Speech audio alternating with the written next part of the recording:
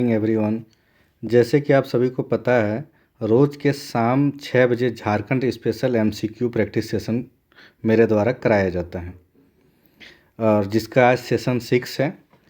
इस जैसे और जो 5 सेशन हुई है, वो सेशन का आपको पीडीएफ और वीडियो जो हमारे telegram channel RK classes bracket में जेपीएससी एंड जेएसएससी में मिल जाएगा।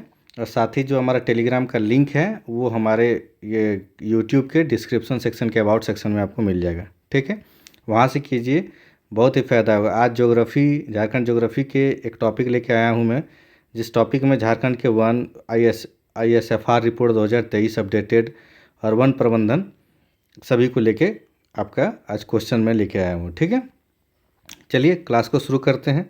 उससे पहले एक मोटिवेशनल कोट्स। संघर्ष आज का सफलता कल की। संघर्ष आज का सफलता कल की। समय कठिन संघर्ष आज का सफलता कल की। समय आज कठिन है, लेकिन आप उससे कहीं अधिक शक्तिशाली हो। समय कठिन हो सकता है, पर उससे लड़ने वाला शक्तिशाली हो तो हर कठिनाई को तोड़कर वो अपने आप को गढ़ने में सफल हो जाती है। तो इसलिए संघर्ष से डरना नहीं है। आज का संघर्ष और आज का कठिनता आपको कल का सुख और शांति और वर्चस्व देगी। ठीक है, चलिए अब नेक्स्ट क्वेश्चन की ओर हम लोग आ जाते हैं।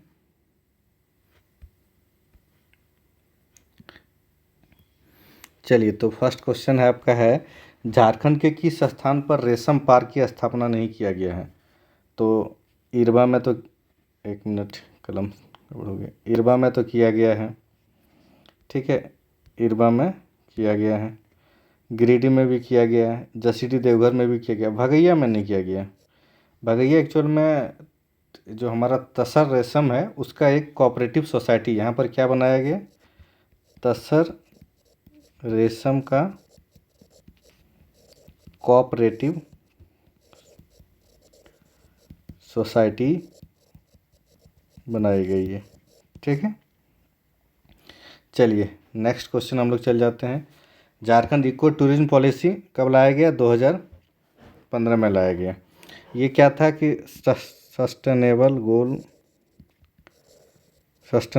आप SDG आपको पता है कि 2015 में लाया गया। तो उसी सस्टेनेबल गोल को अचीव करने के लिए इसे लाया गया। किसी के लिए अचीव करने के लिए इसे लाया गया। ठीक है, अब हम लोग नेक्स्ट जाते हैं।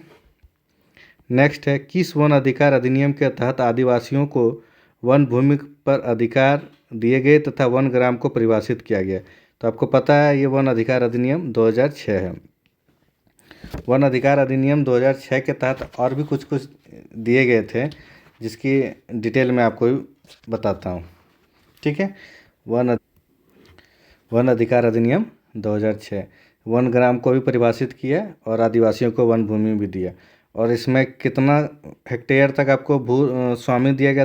4 हेक्टेयर तक में, 4 हेक्टेयर की भूमि को स्वामित्व, भूमि में स्वामित्व यानी कि मालिकानी हक दिया था। ठीक है, कभी कभी इसका नोडल मंत्रालय भी पूछ लेता है। तो ये आते हैं किसमें?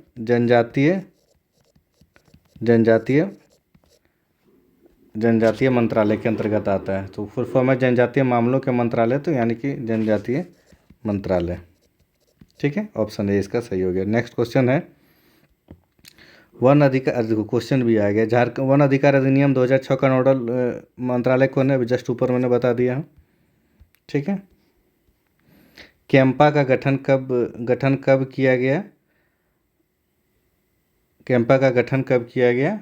और साथ में क्या पूछा गया है, इसे झारखंड में कब अधिसूचित किया गया? 2004 एवं 2009 में। 2004 में भारत सरकार ने कैंपा का गठन किया और 2009 में झारखंड सरकार ने इसे अधिसूचित किया। कैंपा का फुल फॉर्म क्या होता है? झारखंड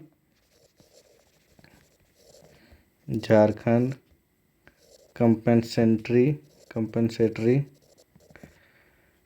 एफर्ट, कभी फुल फॉर्म भी कोई एग्जाम में आया था।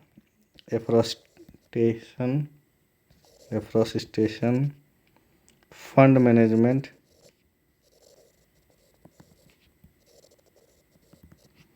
And planning authority. ठीक है, ये क्या करती है, इसका मेन मकसद होता है वनों का संरक्षण करना, वन जीवों का प्रबंधन करना, आधारभूत संरचना विकास करना, ये सब। इसके तहत कैंपा के तहत गूगल भी जुड़ी, ये कैंपा जो किससे जुड़ी हुई है, गूगल से जुड़ी हुई है।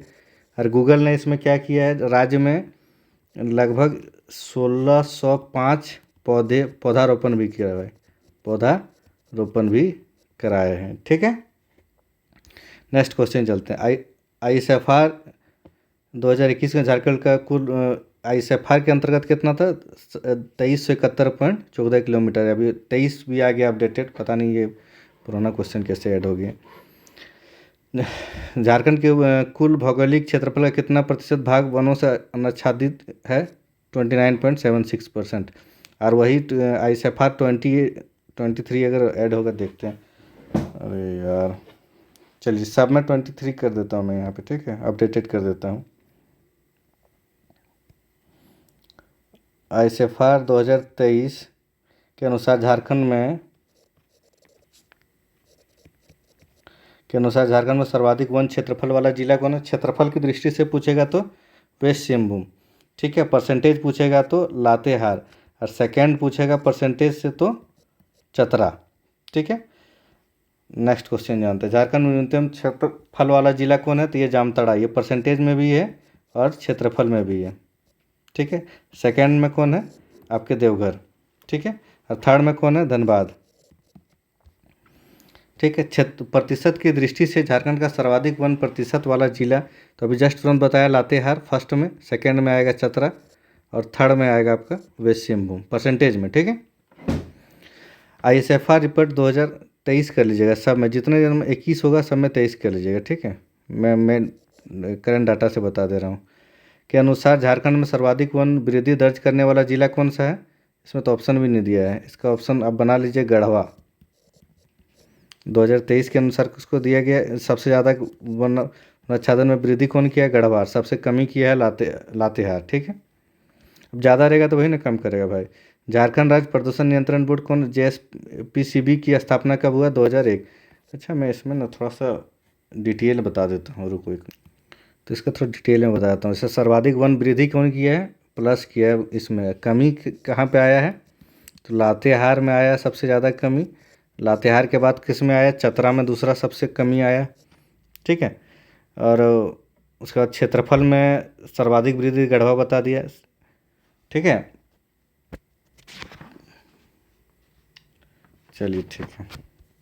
नेक्स्ट क्वेश्चन है, प्रदूषण बोर्ड 2001 हो गया।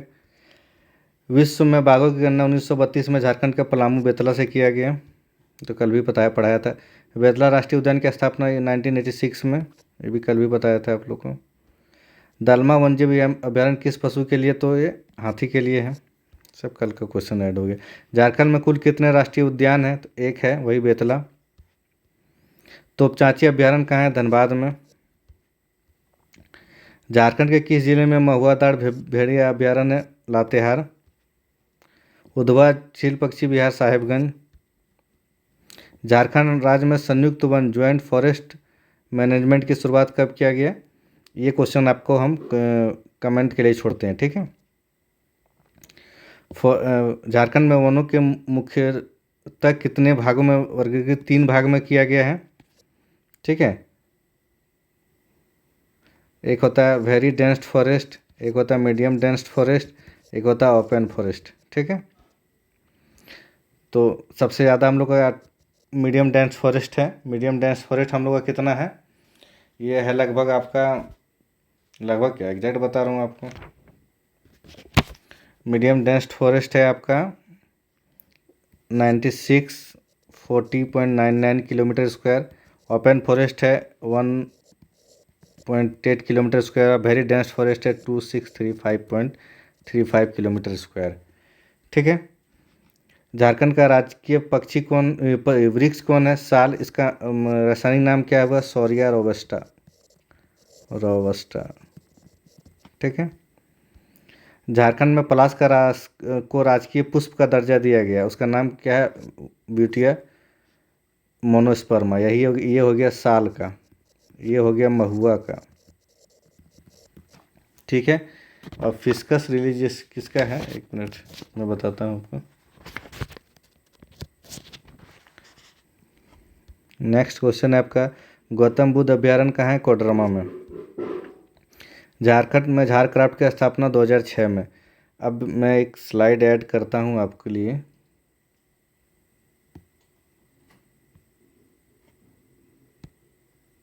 ठीक है, एक स्लाइड ऐड करता हूँ। उस स्लाइड में आपको कुछ कुछ हमारा जो झारखंड राज्य का ISFR रिपोर्ट 2023 से जो इम्पोर्टेंट है उसको मैं बता देता हूँ।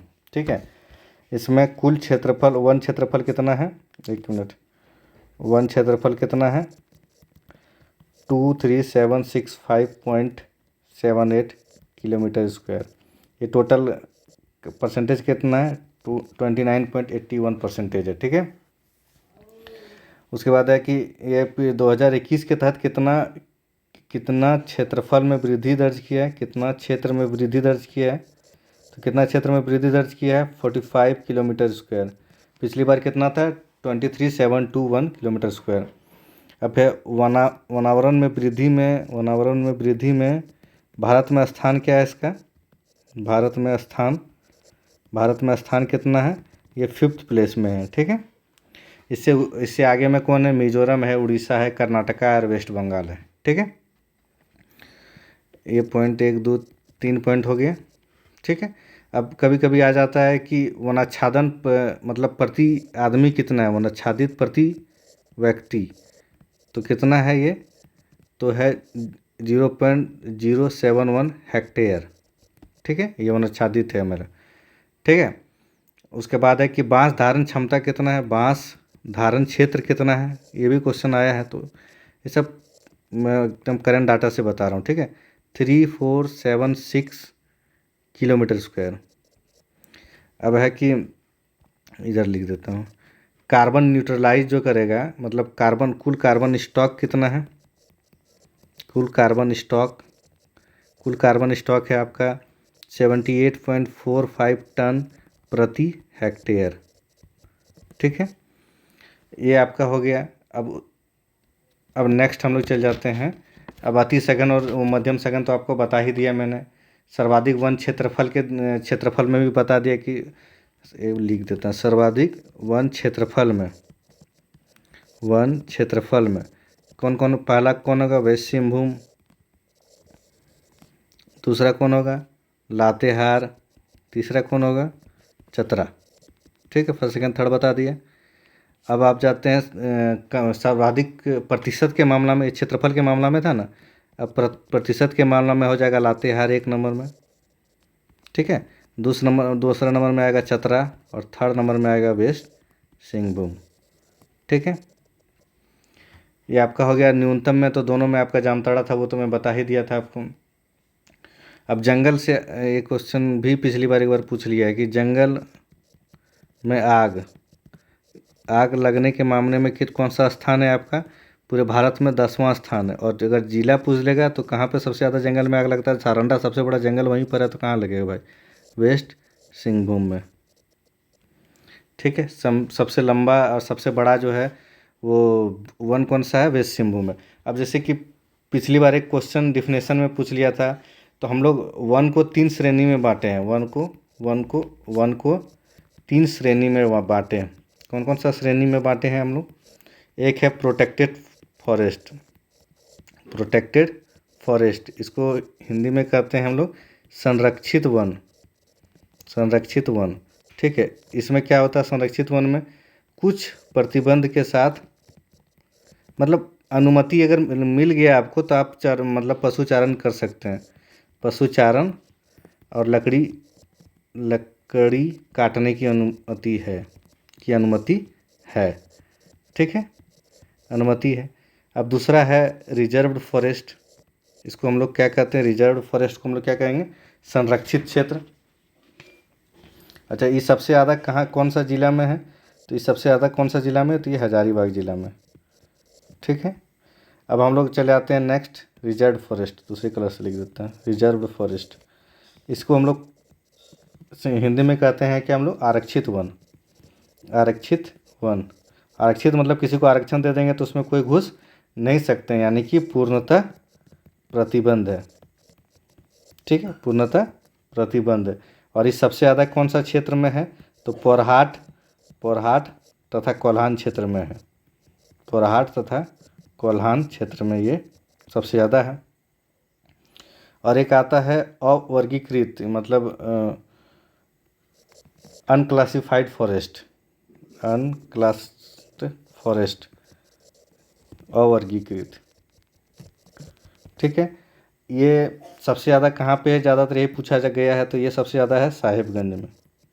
इसमें सभी तरह का चीज़ करने की आपका अनुमति है।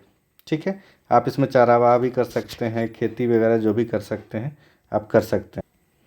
कभी कभी ऐसा भी क्वेश्चन पूछा गया कि एक बार कोई एसएससी के जेएसएससी में पूछा गया, पर्णपाती वनों का राजा किसको कहा जाता है? वनों का राजा किसको कहा जाता है? साल वन को कहा जाता है। ठीक है, ठीक है। अब साल वन जो होता है, और इसके साल वन का जो फूल होता है उसको हम लोग क्या कहते हैं? सरई फूल। और तेल को क्या कहते हैं? कुजरी तेल, कुजरी तेल। ठीक है, ये झारखंड का राजकीय वृक्ष भी है।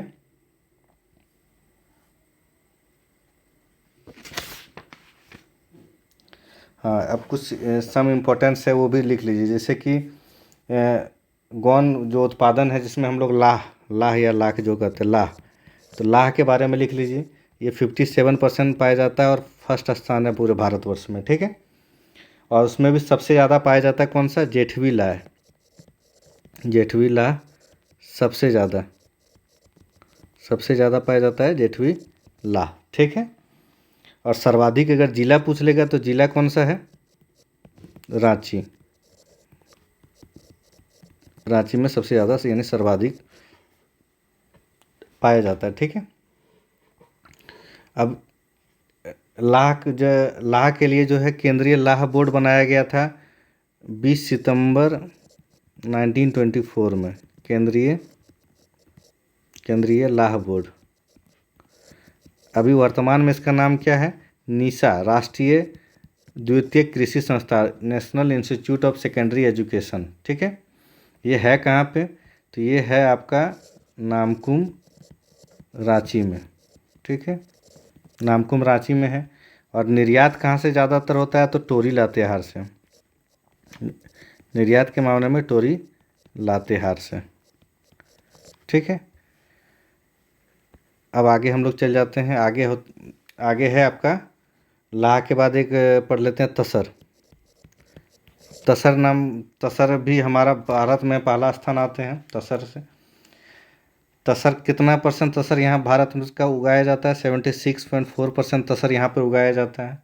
ठीक है, और उसके लिए कौन सी प्रजाति है? ये प्रजाति जो है, हम लोग जो प्रजाति का तसर उत्पादन करते हैं वो डाबा प्रजाति का उत्पादन करते हैं। इसका अनुसंधान संयंत्र 1964 में बनाया गया। कहाँ पे? रांची के नगड़ी में। नगड़ी रांची में क्या नाम रखा गया इसका? तसर अनुसंधान केंद्र। अभी का नाम है केंद्रीय तसर अनुसंधान व प्रशिक्षण संस्थान। ठीक है, डाबा बता दिए। इसको भविष्य का सिल्क सिटी बोला जाता है, मतलब सिल्क उत्पाद। ठीक है, दुमका जिला किसको कहा जाता है? भविष्य का सिल्क सिटी किसको बोला जाता है? दुमका को भविष्य का सिल्क सिटी बोला जाता है। हाँ, ये क्वेश्चन भी आया था कि 2024 का जो गणतंत्र दिवस झांकी है, उसमें गणतंत्र दिवस झांकी में इसकी प्रस्तुति की गई थी,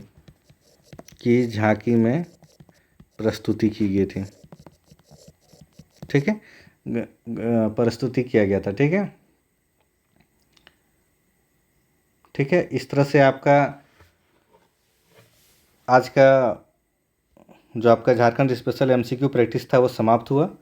इसमें आपका 25 क्वेश्चन के अलावा मैंने आईएसएफआर का सारा रिपोर्ट बता दिया, और जो भी इम्पोर्टेंट लगा मुझे वो सारा मैं बता दिया। और आशा और उम्मीद करता हूँ कि अगर आप पूरे इसको अच्छे तरीके से पढ़ लोगे और पूरे अच्छे तरीके से मैं इसका PDF भी आपको प्रोवाइड करा दूंगा, तो आप निश्चित रहें इसके लिए कि इससे बाहर आपका क्वेश्चन नहीं आएगा।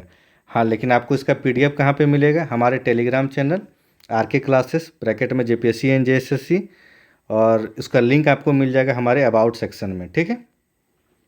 तो वहाँ से आप PDF डाउनलोड कीजिए और हमारे वीडियो को देखिए, लाइक सब्सक्राइब तो निश्चित कीजिए। चलिए, थैंक यू।